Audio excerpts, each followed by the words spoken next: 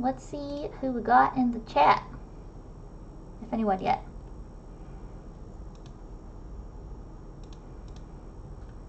No one yet? Just us. I see Treehouse Christina in the chat. Oh.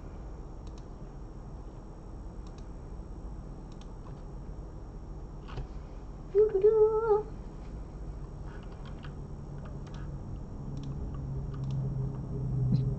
Oh, let's see, hopefully. Oh yeah, everything looks right. I was like, what if I'm not streaming the right thing? Hi, Christina.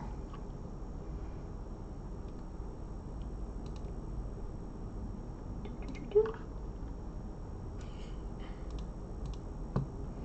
Ready to ban naughty chatters?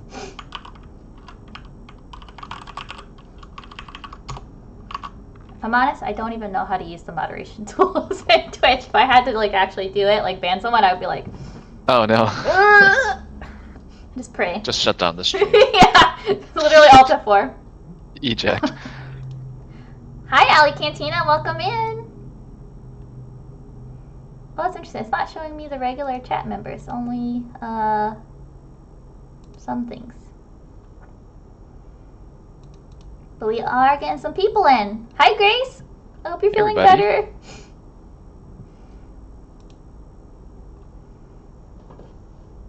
But yeah, we'll give a few minutes for people. We need some, like, I don't know, stream music, I feel like.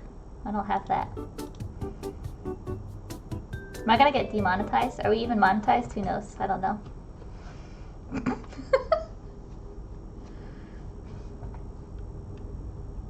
Welcome in. Yeah, we got some people filtering in.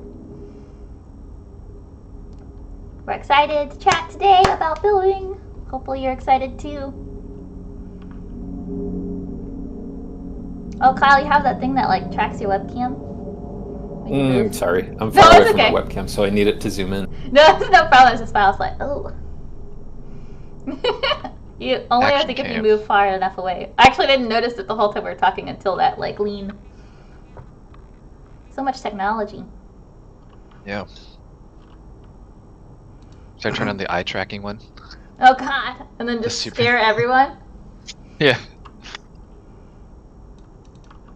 Michael says, well, maybe I should have read the other chat if you're not in it. Christina says, we need Michael and his smooth daddy voice. But there's no Michael smooth daddy voice today, so you guys have to carry the mantle. That's too much pressure. I can't carry that on. Kyle looks ready. Yeah. No, I nominate Steph. Mm-hmm. I did try. I feel like I was in a chat with Ben and Billy last night or something, and I was trying to see how like low I could like make my voice. It was so not low. It's like not even close. What flavor of Monster are we drinking today? Today we are drinking Monster Energy Ultra Fantasy Ruby Red. 0 sugar. Wow. I love it. I have to mix it up every once in a while. You know, you can't just drink the same flavors every time. Nice. And what's your favorite flavor? My favorite flavor is the like ultra white one. It's like a white can. It's got texture on it. Feels just fancy. Tastes white. It tastes like orange, I guess, like fizzy kind of orangey. Like a Fresca? I don't think I've ever drank a Fresca. I guess that's Is that grapefruit. weird? Yeah. Oh, we have a first time chat from Azir. Hello. Oh, and Alpha Prime, who's been in our Discord, but looks like first time chat on Twitch. Welcome in. Can I check my mic input? I can check my mic input. We'll see what it be. It did probably fuck up. It always does.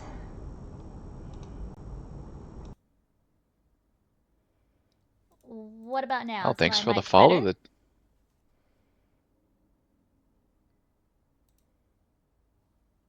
Is it okay? Was it just quiet? Alright, thanks for the follows. Much better, though a bit quiet.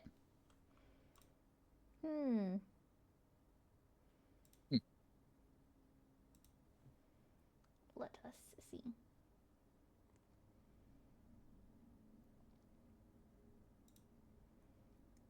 I think, unfortunately, I probably don't have a lot of control over it, so I'll just move it closer. And hopefully that'll help. Awesome. We're nearly ready to get started. Also, a couple more first-time chatters. Games, hi. Welcome in. Just here for the Coconut Bazooka updates. We're not working on that yet.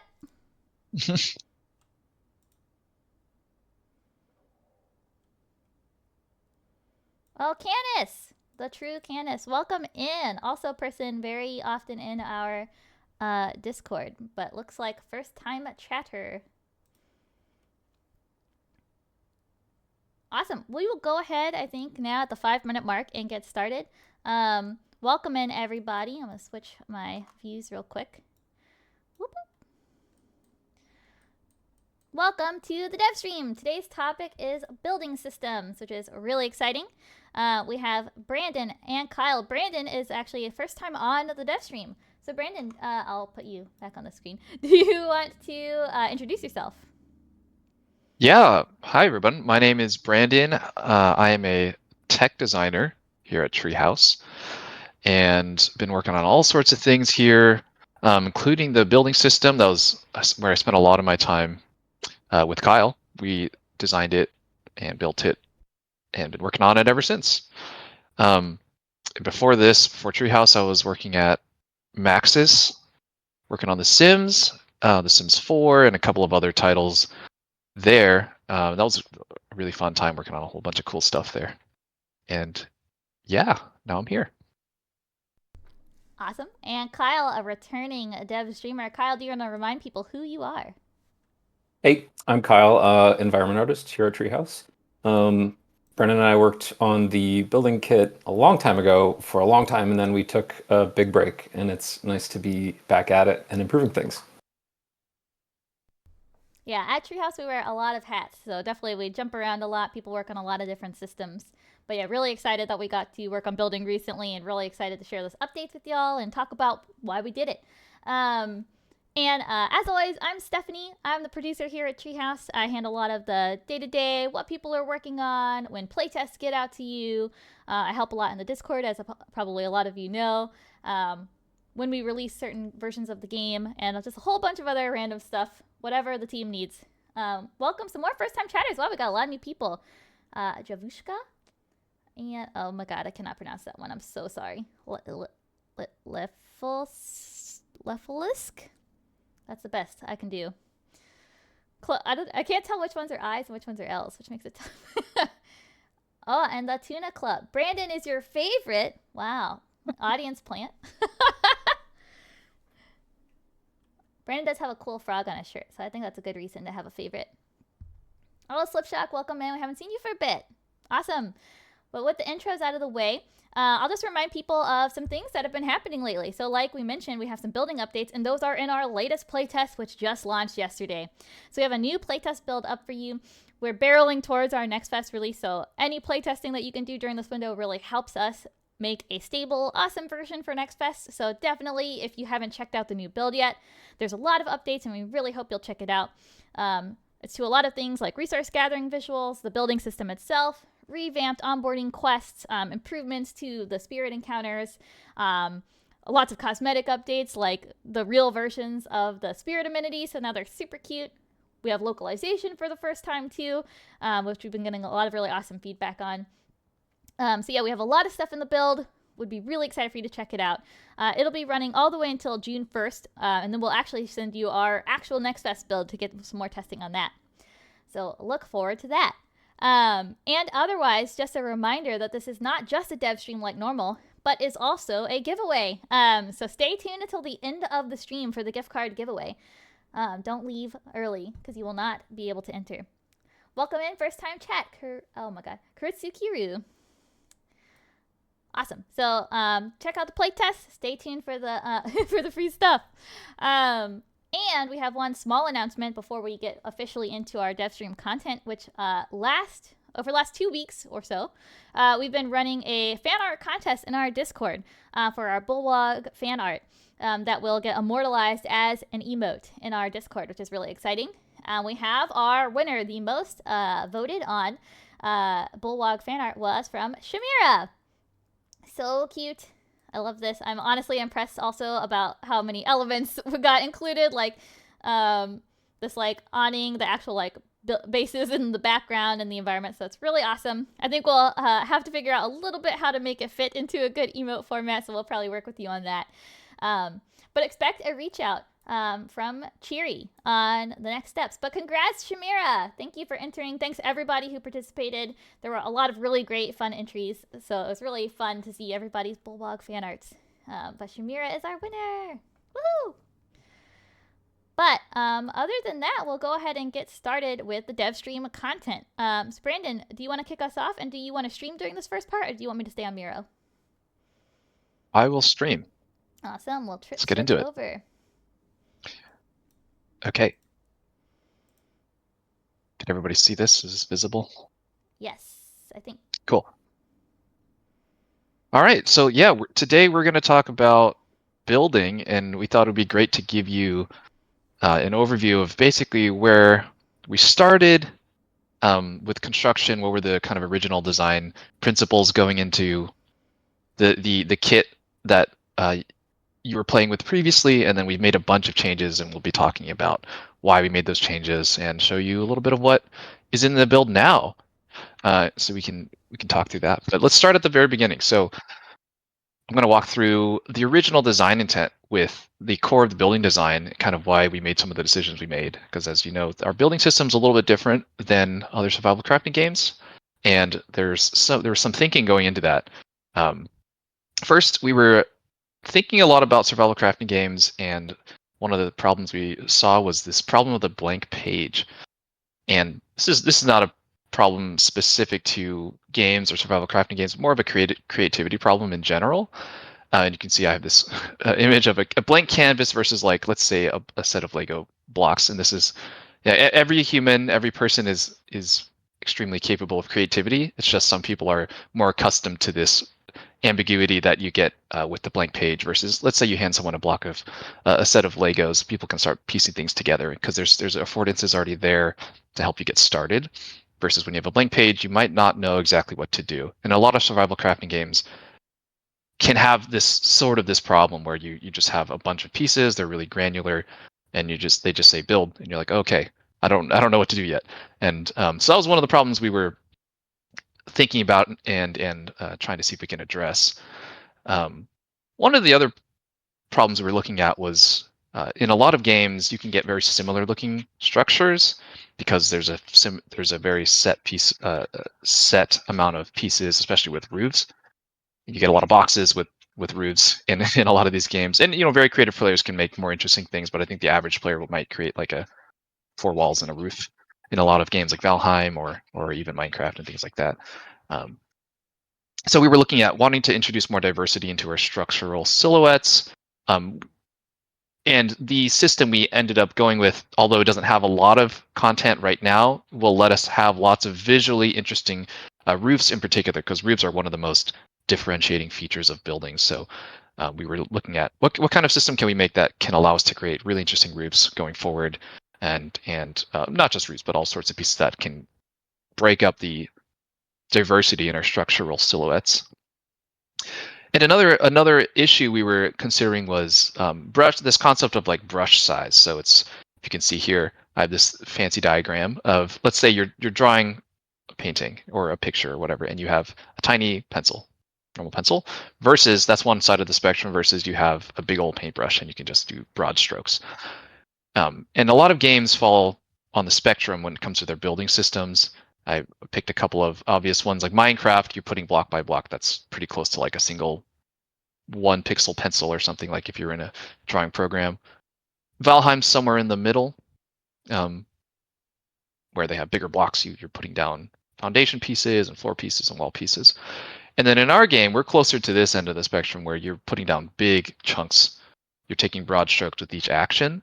And we found that a combination of all of these things kind of led to this philosophy of actually thinking about building our building system sort of like toy blocks, like children would play with. And in a lot of ways, that is the inspiration for what our building system is, because you put down a single block that represents a concept, just like this triangle represents a roof, and you can put that on top of a building and you have a roof. That's a lot of how our system works, and that's the intention of why we built the system the way it is, as opposed to maybe a more traditional granular approach with you're putting down individual pieces and you can construct a structure from kind of those small pieces. And there's a lot of trade-offs, and we weighed the kind of pros and cons, and we learned a lot of things as we rolled this out and you guys played with it. And what did we learn, and why are we changing the system a little bit? It's not a complete shift, but it is a bit of this paradigm shift TM here. And I'll go a little bit into why we made the changes we made in this most recent update. So one, this is a fairly novel system. I think there's not a lot of games doing a similar thing as what we're doing. There's a few, but even those are a little different than us. And so novel systems break common player expectations. Like if we were to have made a system akin to Enshrouded or Valheim, or well, Enshrouded is actually a very different system, but let's say the Conan Exiles, for example, or Valheim, I think players could come in and pretty much know what to do. There's a lot of player expectation. A lot of people understand those systems, have played the other games, so they could drop right in. We probably wouldn't have to tutorialize and teach players as much how to use it. But since we came up with this novel system, we realized, a lot of players don't understand what's happening or how to engage with the system until they play with it. At least at first. I think it eventually becomes intuitive, but that first initial impression was a bit tricky for a lot of players. So we realized we needed clearer affordances in how to interact with our build system.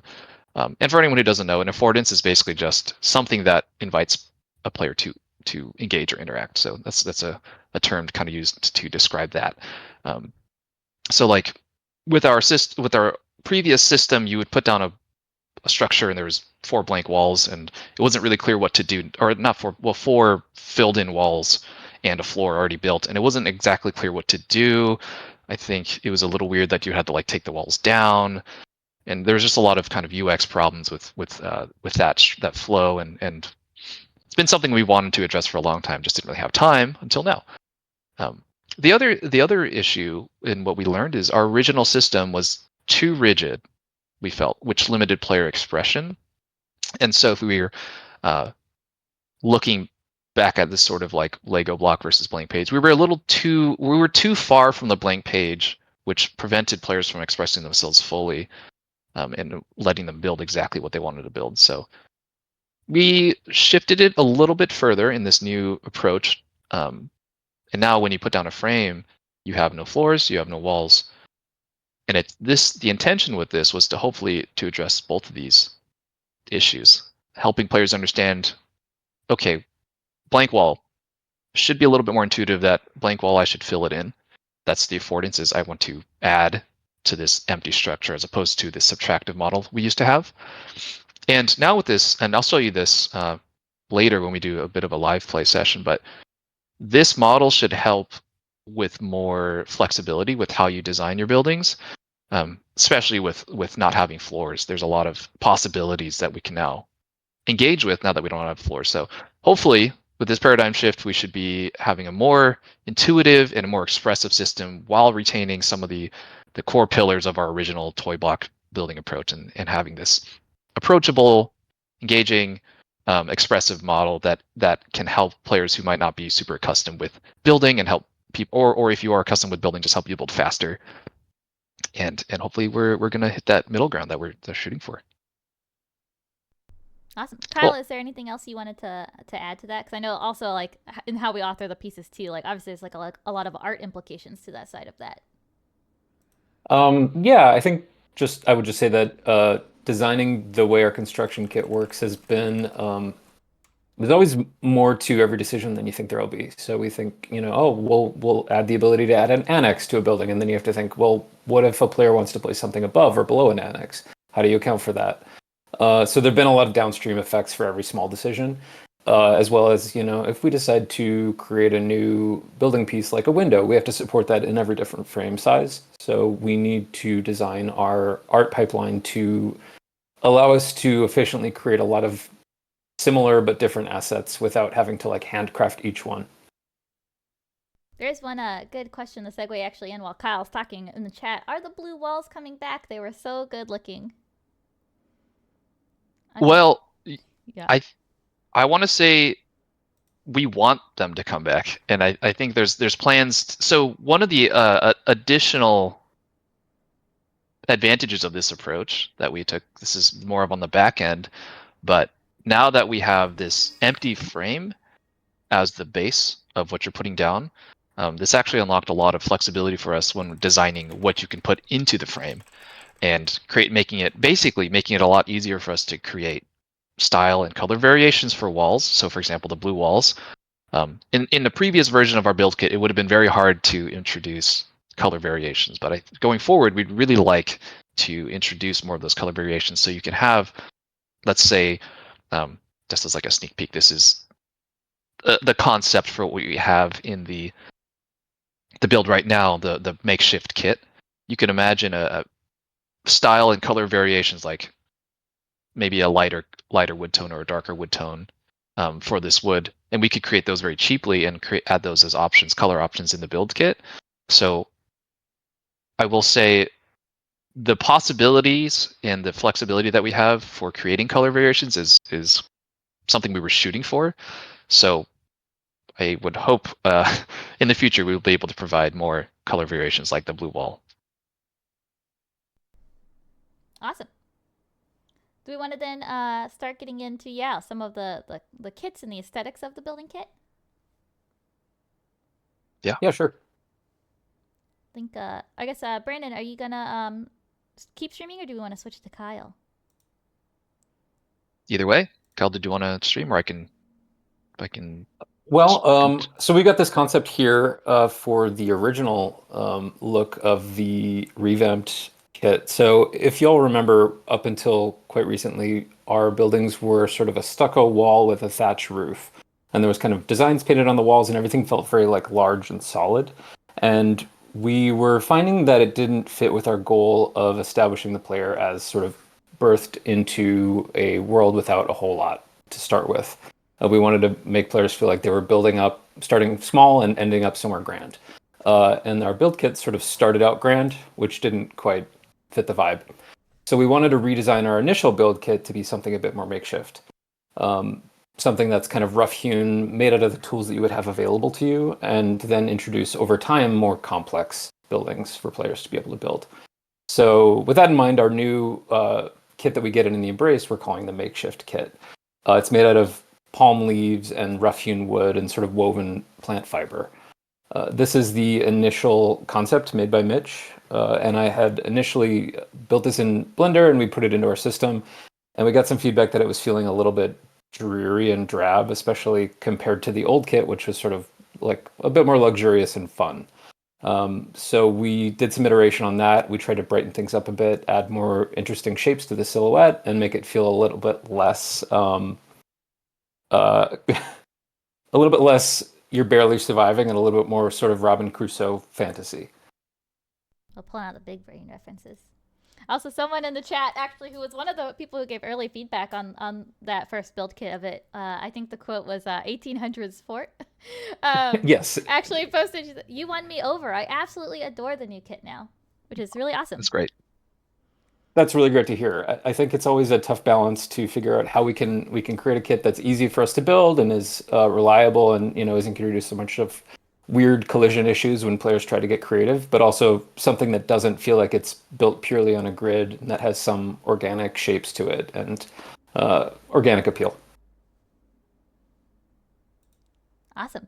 Let's maybe talk about some of what's coming, I think, because like you guys both mentioned, it's a really big transition, ideally, that like before it was really actually, I think, hard to ship some of these variations of the kit, and our original plan was that we were going to kind of deliver them all as like full, we call them, I think, architecture kits commonly, so like full variations of like these big buildings. But as we were trying to build them and stand them up and managing all these transitions, we realized it's quite complicated, really expensive, and we were not going to be able to deliver nearly as many things as we wanted to. So I think it'd be great to start to dig into what kind of things, can we do now and that we're excited to do in the future. So we are going to introduce eventually two styles of buildings. I think in the first Embrace, you can see the concept on the right here. There's sort of a thatch roofed style that is a little bit closer to what we used to have with this woven reed wall. And it's our hope to get that stood up pretty soon. And then once players get to the reef, they're going to have access to this more exotic sort of stucco or shell-based approach, which we haven't started yet, but those will all be way less laborious for us to create because we're going to be using the same basic shape language as we are for this kit that we've already built for the Embrace.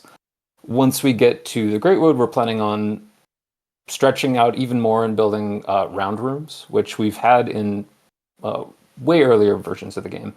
And that introduces a lot more complexity, but hopefully we've sort of had enough experience in this design realm to be able to project forward and be like, okay, so everything needs to fit within this basic shape. It will connect to this sort of thing. It won't connect to this. And the pre-planning and pre-work we've done here will hopefully allow us to build more variation down the line without each kit taking a complete reinvention of what we've done so far. Also, can we zoom in and for the chat? Yeah. Yeah. One thing I wanted to point out too was this is intended to be the second style kit in the Embrace, and if you notice, this is actually going to use the same frame as the these wood lumber frames as the makeshift kit. And this is kind of what I was talking about with style variations being a lot easier to make.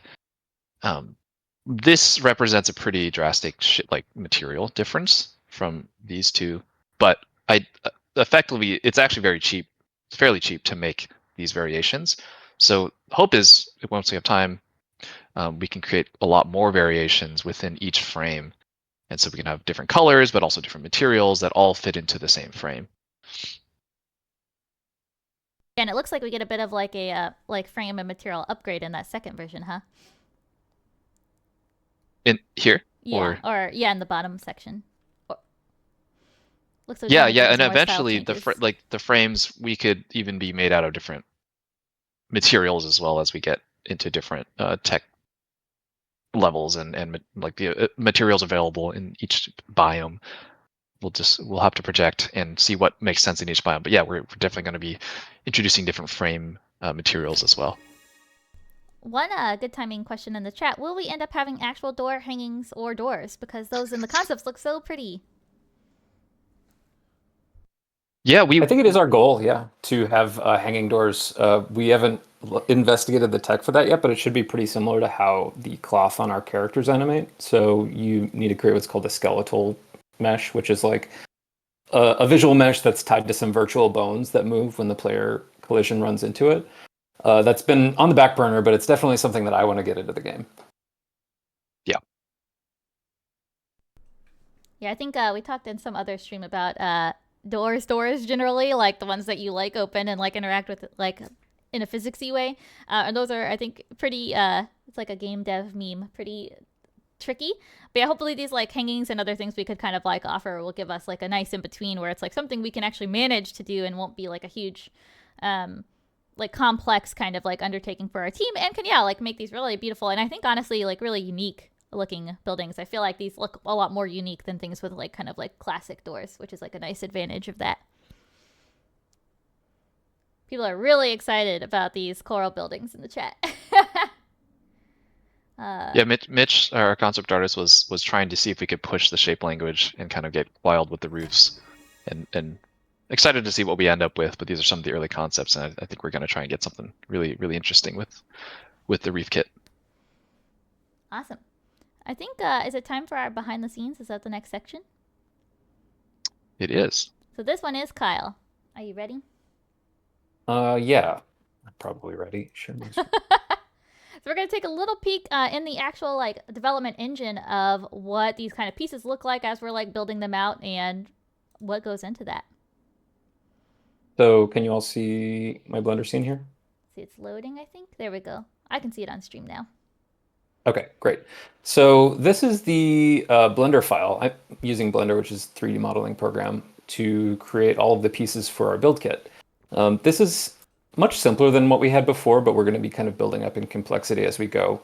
So you can see that for each wall type, there's 3 different sizes.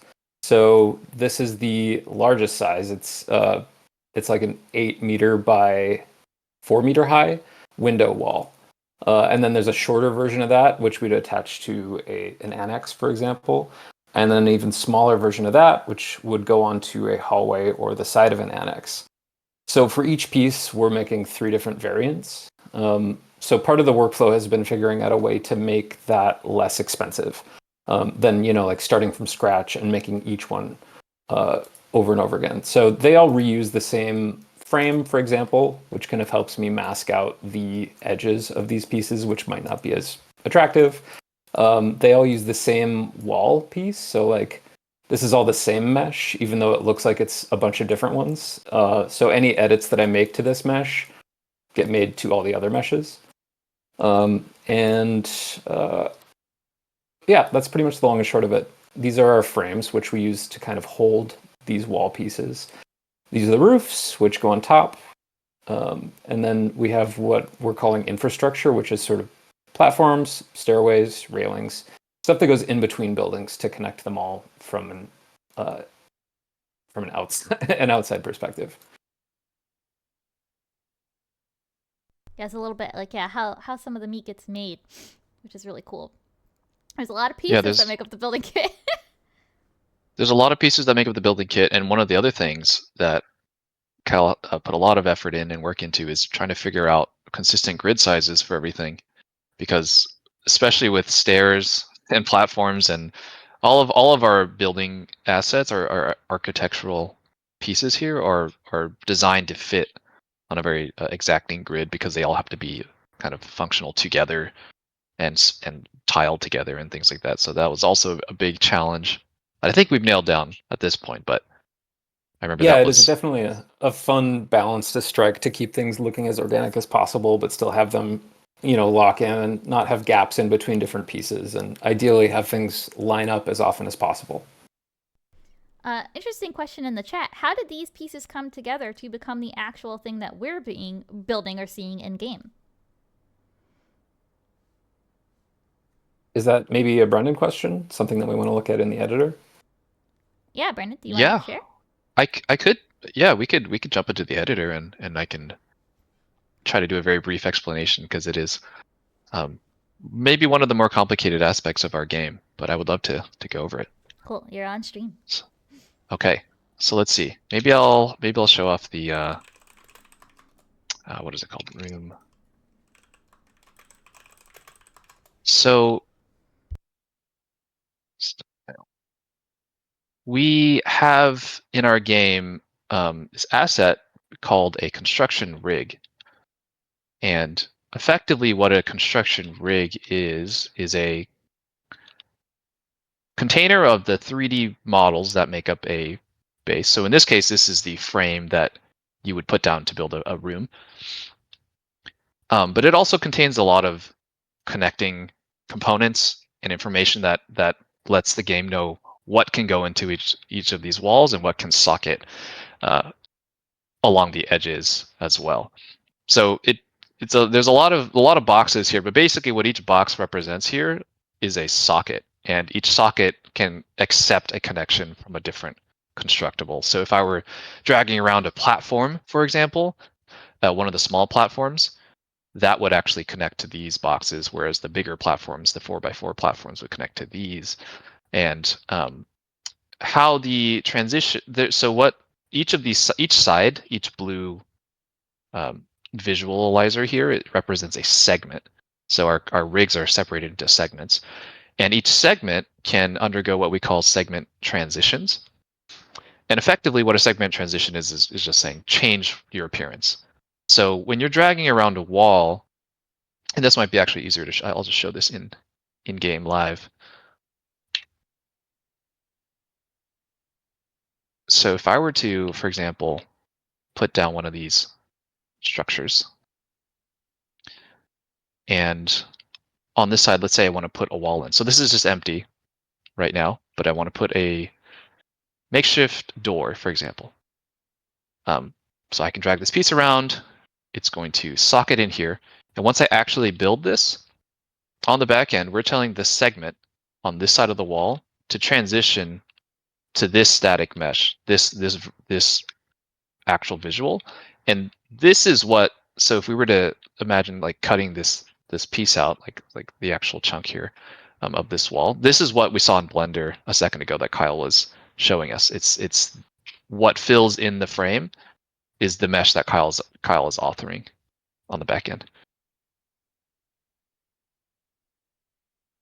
Yeah, and I it's think that interesting. sufficiently answers the question. Yeah, hopefully it answers. I hope. I think an interesting thing about this too is, yeah, I think and it's maybe a little different in some of the building systems that are a little more piece by piece.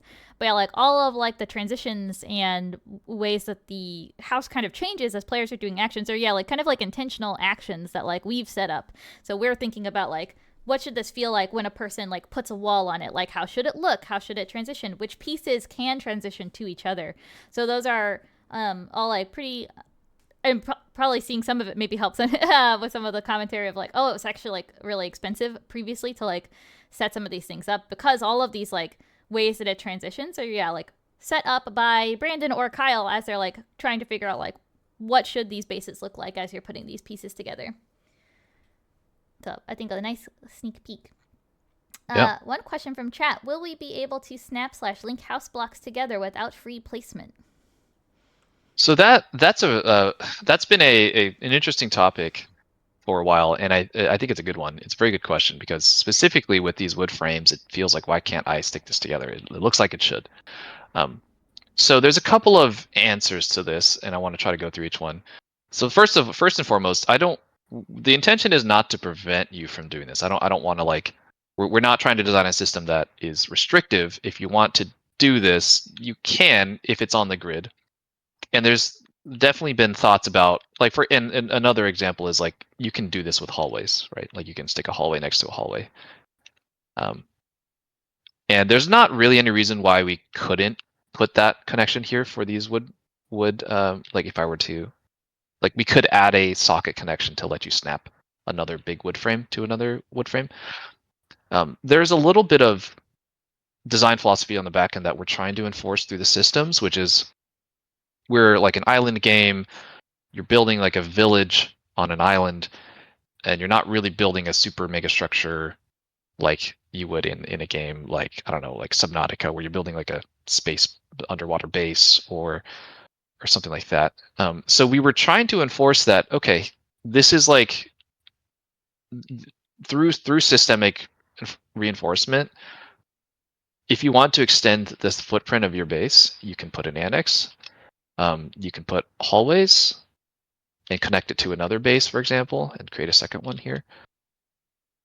Or you can do something that I like to call like soft connections, which is something we haven't fully really supported yet. But imagine if you were designing more like a loose collection of structures, and you could have like a path, like some pathing stones that you put down that masks out the grass, and you can sort of like say, okay, these are connected softly, but not necessarily like they're one giant structure.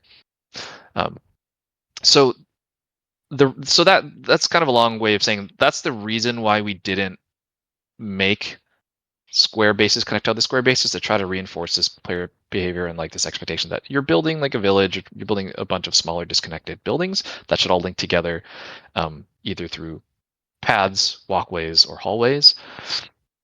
The other reason why we're hesitant to introduce that, although I'm definitely open to it, is once we introduce the round bases, and we actually used to have the round bases in the game, those don't connect. Like, you can't really put two round bases together. It doesn't really look very nice. It's very difficult to make that like a nice joining, as opposed to these two square blocks can very easily go together. So there's a little bit of that too, where we didn't want to set up this expectation where every base can connect to itself, because it just doesn't work with certain other geometric shapes. That being said, I did just say, like, there's nothing technically preventing us from just letting you snap another base to another base. So it's definitely something we could think about more in the future, especially if there's like a lot of desire for it. And there's another reason why we didn't do it, which is roofs get tricky. It's actually interesting with this roof. It so happens that you can snap two bases together and it looks pretty good, but other roofs in the past have had more broad silhouettes, wider silhouettes, that you would get this very visible clipping if you had a roof that extended more from the frame. So in this example, it works pretty well, but I think with a lot of the other kits and a lot of roofs and other shapes we're planning, it wouldn't work as well. And the hallway connections, like doing something like this, gives us a little more flexibility with preserving the art fidelity, so we don't have like roofs smishing into each other and looking not so good. Like, because you can imagine if the roof extended a little bit more on each side here, this hallway gives a little bit of a spacer for that. So kind of the TLDR is we are thinking about it and are continually reevaluating that, but for now, not planning on that change. Yeah, it is a little bit of a push and pull between, like some of the options, if we want to do that, will probably have to be, like per your point, Brandon, like less flashy or like less unique. Like if we have these like crazy roofs like clipping into each other, then the next question is going to be like, why do the roofs clip into each other? And that's not something we're going to really be able to easily fix. In the system, or even like just generally, that's like a really hard problem to fix. So there are some trade-offs, but yeah, I think again we're always receptive to like the feedback about it, and we'll definitely keep kind of like thinking about that as we make more changes. There were some questions that I want to catch up to previously in the chat. Mostly about different types of pieces: triangles, circles, half and full foundation size, stair options, more snap points for angle placement. Do you want to talk a little bit about maybe like things we're either planning to like add to the kit, maybe to extend that, or how we're going to improve snapping points? Or Yeah, I any mean plans? we're so no immediate plans. So we with this paradigm shift, although it looks somewhat similar to our previous build system, and actually we kind of actually in reality blew up all of our assets and kind of started over, because there was actually a lot of backend changes required to get this new version of construction working. So we wanted to go with a really small catalog of initial pieces. There's potential for a lot of different shapes going forward, that we're just going to have to evaluate based on our budget and bandwidth and what we can make, but definitely open to making more shapes like you're saying, maybe half foundations or round foundations and things like that. As far as socketing and snapping goes, that is definitely something on my radar that I want to improve, because one of the things that is maybe there's probably two big problems right now with socketing. One is a problem I call socket fighting, which is like difficulty in scenarios where there's a lot of overlapping sockets for like the same piece, and you're like, for example, here I'm like trying to place a stair, and it maybe it's not so it's a little difficult to manufacture this scenario, but there are scenarios where like sockets will overlap, and it's difficult to like here, for example, you're like, oh, I can't select the right socket, and this is like kind of not a great experience.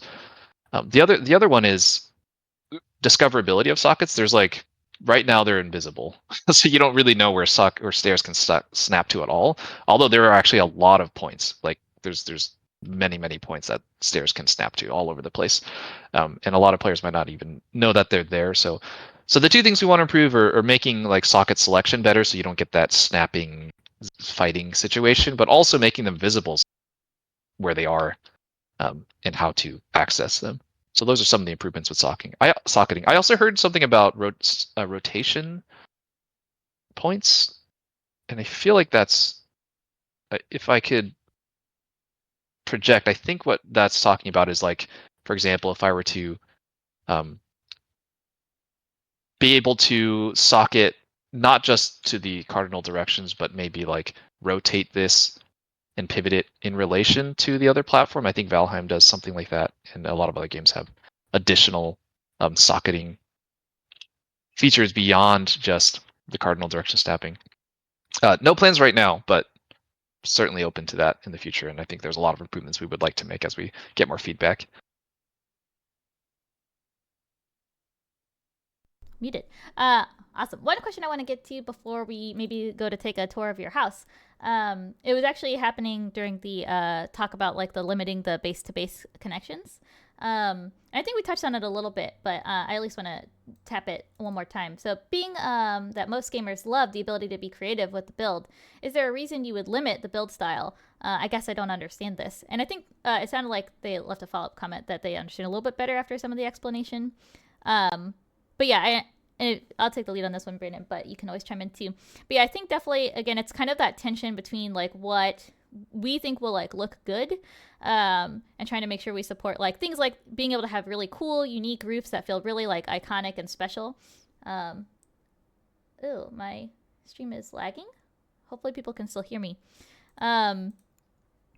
But yeah, trying to have these like really cool, like iconic, like roof pieces that look like special and like make your villages look unique. Trying to make sure that like the rules stay consistent across different versions of these like kits over time. So like we mentioned, like the round kits are not going to be able to snap base to base. So like when you get there, are you going to be confused or like surprised or like wonder why it doesn't, or like what would you even expect? Maybe that's even more true if we do any kind of like even weirder shaped types of frames in the future too. So it is a little bit of a tension between, sometimes you have to make trade-offs that do limit the creativity. And it's not because we don't want you to be able to make the things that you want to make, but we also want to be able to make things that like make sense in the system and can like be understood by players playing on that end. So yeah, sorry my stream is so blurry. I don't know what happened. Hopefully it'll come back to us in a little bit. But hopefully that answers your question. But if it doesn't, definitely feel free to continue to comment. Brandon, is there anything you wanted to add, or did that cover it for you? No, that pretty much covers it. I think, yeah, it's a fine line that we have to ride to try to give players exactly what they want, but also understanding there's a lot of limitations on the back end that we have to reinforce as well. Or maybe on the design side, maybe more than the back end, but there's a lot of like design limitations that we're trying to enforce. Yeah. Awesome though. I think there are some more questions, but so maybe actually we should like walk through your base a little bit as we kind of field some of them, because I think that might be fun. A little walk and talk. I did do a little bit of a prep build just to show off some of the new features and maybe functionality you can do with your with this new version of the kit. So I built this to show off a couple of things. One, this is actually a 2-story building, but I raised the first floor off the ground, and I had this hole in the floor for the first floor.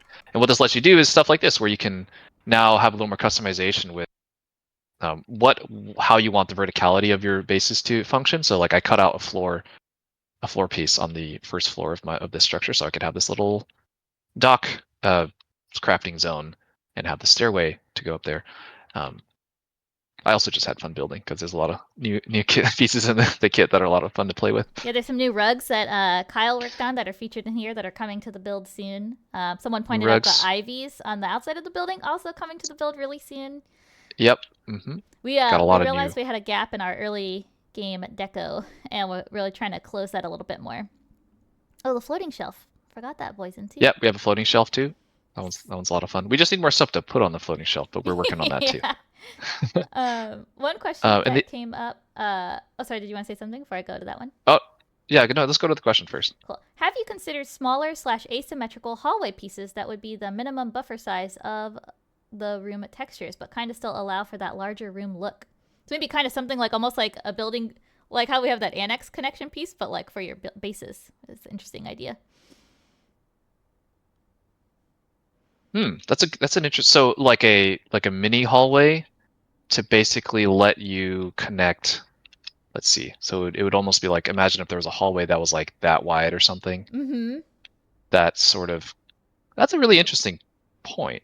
That's a good one. Because I would imagine actually maybe even something like this, like the size of not the floor, but the small platform, maybe like a 2x2 being, because I think the hallway right now is a 4x4.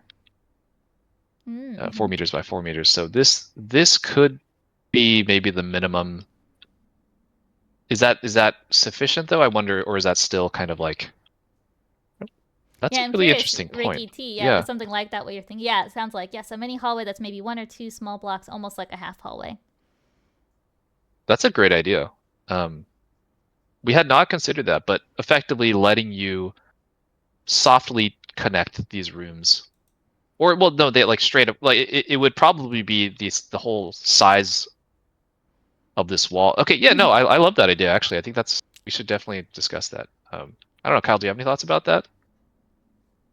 Yeah, I like that idea too. I think one thing that we always look at is like, does a roof overhang the wall at all? In a very like cubicle-based approach, everything would be sort of like perfect straight up and down sides. Like if you look at these roofs that Brennan's building now, they kind of hang over the edges here, which means that if you build anything straight out that's full height, the roofs will clip in through the ceiling. And I think some players wouldn't mind that, and some players would like the flexibility. and other players would have issues with that. Like, why does my roof stick through my ceiling? So we're always trying to kind of balance. Like, we could make a build kit that's built completely out of cubes. Like you could be using shipping containers or something, and nothing would ever clip into anything else,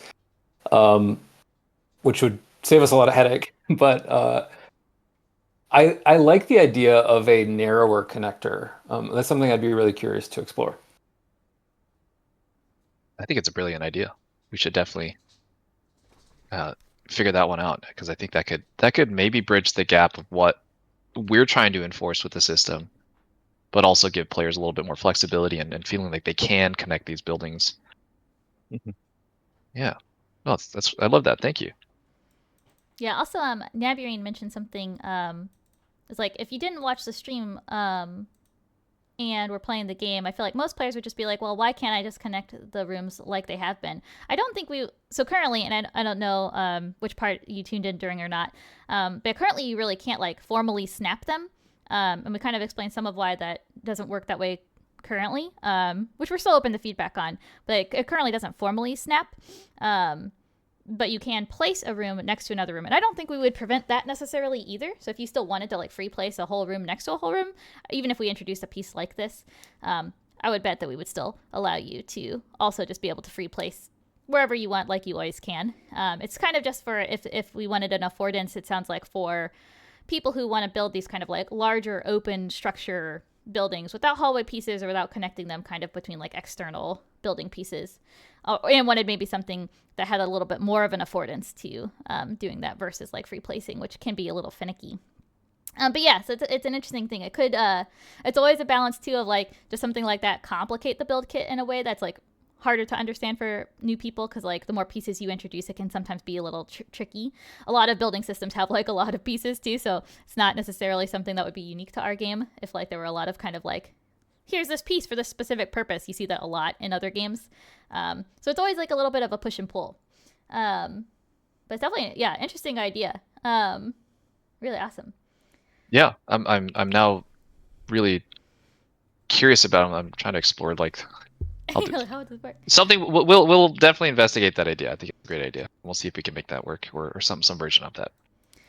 There are also some hallway related questions actually too. Kind of similar theme of like, what about connecting pieces that are like angled from another one, so you could create like an angled hallway, or like snapping hallways anywhere but just the side. So like, could there be like more places you could put a wall, or sorry, a hallway? So instead of, for example, we have a hallway connector here, you could do it like on this edge right here, or something like that. I don't think there's anything. Yeah, those ones, that would require a little bit of extra art asset setup, but probably not, because right now Not when you impossible, stick a but it's not impossible at all. Yeah, when you stick a hallway, we actually have to spawn this connector piece for the segment so that the hallway is looks like it's joining nicely. And we would have to author custom connector pieces per kind of connection point, so it would be like a left, middle, right situation. But yeah, that's a good idea as well. I mean, I'm always open to looking into how we can make the system more flexible, and I think that would be a good option. yeah. Probably To like get, a little bit of an example from that Blender scene that Kyle was showing earlier in the stream with all the pieces. It's basically, yeah, for all the places we would want that to show up, we would have to like, yeah, make entire like wall assets that would be like that version. It's not really like as flexible as like, it doesn't like dynamically cut it out, even though it feels very dynamic, I think, when you're doing it. But yeah, so definitely not impossible, but probably something we'll have to like look into as we kind of continue to explore the catalog, I think, more and like expand it over time. I think there was a question about like rounded connection pieces, or maybe rounded connectors, angled connectors for Mm-hmm. hallways. And this one thing we are planning on doing is, right now we only have platforms that are square, but we are planning on adding rounded platforms. And we used to have these in the game actually. That's more of like a quarter circle shape, if you could imagine. So you can do kind of more curved transitions. Although it sounds like maybe what we could be looking into too is like an actual angled hallway. I would have to think about that more and how that would work, but that's an interesting idea. If we can have an actual hallway piece that is a full frame, but also let you, because you can do this, for example, like you can make an L-shape hallway, but it's not, maybe not exactly, or maybe I'm not understanding the question. I'm not sure if I. Yeah, it sounds like maybe curved hallway piece, but yeah, maybe in the chat you could talk more about like if you have any other thoughts there, if that answered your question. I think we'll probably have to take our last question so we can get to the gift card giveaway. So last question from a first-time chatter, Big Shammer. Would it be possible to be able to nudge a piece after putting down a blueprint and checking the placement? So I think that means kind of like probably you've placed the blueprint and it's maybe like a little off from where you wanted it to be. But I think when you go to like move a piece right now, it kind of like resets its position versus being able to like nudge it a little bit in place. I think if I understand correctly, this probably, so like if I were to put this guy here, for example, and I wanted to move him, I guess if he's not on grid, as soon as I grab him, he's going to snap back to the grid. If I can interpret the question, maybe it's more about, you can, if you pick something up with free place enabled, you can just nudge it in place. So I don't know if that answers the question, but there's that option. Mm-hmm. Or think buildings, they said. Oh, right, because you can't move schematics right now. Because if you put down a schematic, you can't move it. That's an interesting one. Yeah, maybe we could investigate moving schematics. I don't actually remember why we prevented that, but there's probably some reason. Why Probably some bugs. Probably some bug that made it so moving schematics wasn't a good idea. Something we can look into for sure. Awesome. Okay, I think, is there anything else you want to show before we do the giveaway? Just real quick, I wanted to show one thing, which is one of the new additions to the build kit that you can do is building 2-story annexes. So this is actually an annex on the side of the first floor, and then this is an annex on the side of the second floor. And there's this connector roof piece that kind of bridges the gap. But we did want to make hallway and annexes a little bit more flexible with their verticality. So you can now build something like this that's like a little stairwell on the side of your base using 2-story annexes.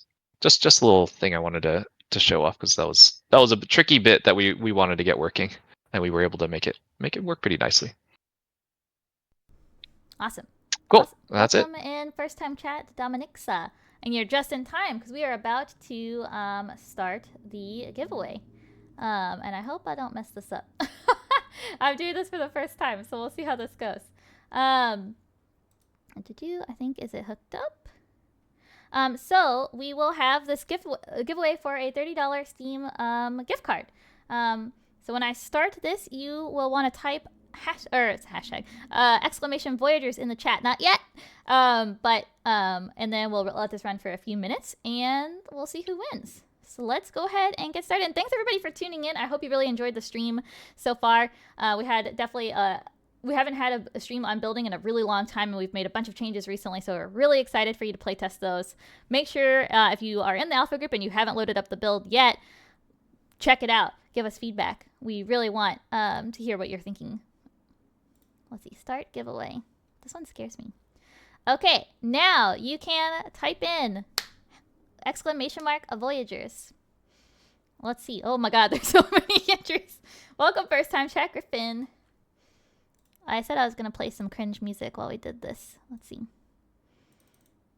This is Miro. This is our like collaboration software. But it has like these pre-made tracks, which are very funny.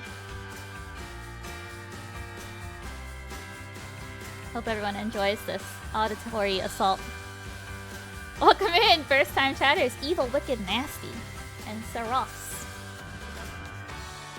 Never heard of Miro. Yeah, it's I think probably more of a corporate software, but it's kind of like a digital whiteboarding.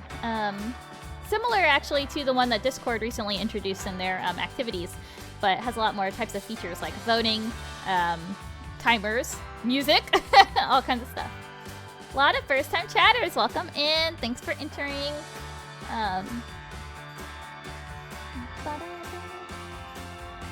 Why does it sound vaguely like Gravity Falls? No. Math is not mathing.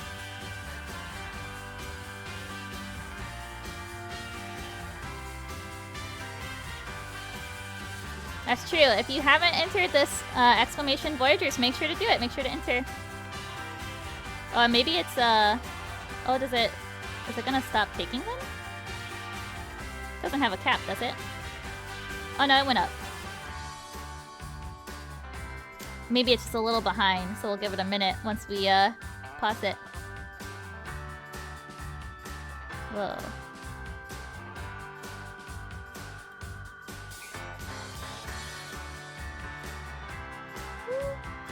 Also, maybe enter it just once, just in case that messes it up.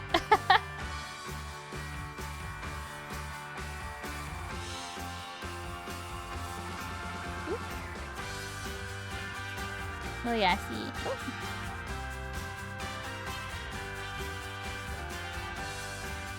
So I think the number is a little lagging, but definitely people are being entered. Okay, what's the timer? 1 more minute.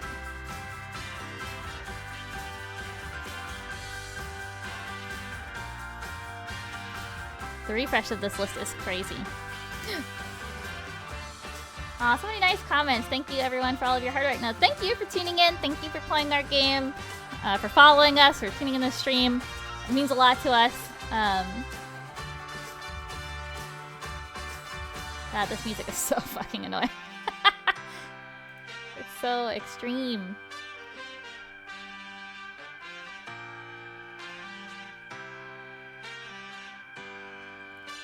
Everyone can enjoy what I afflict on the team during meetings.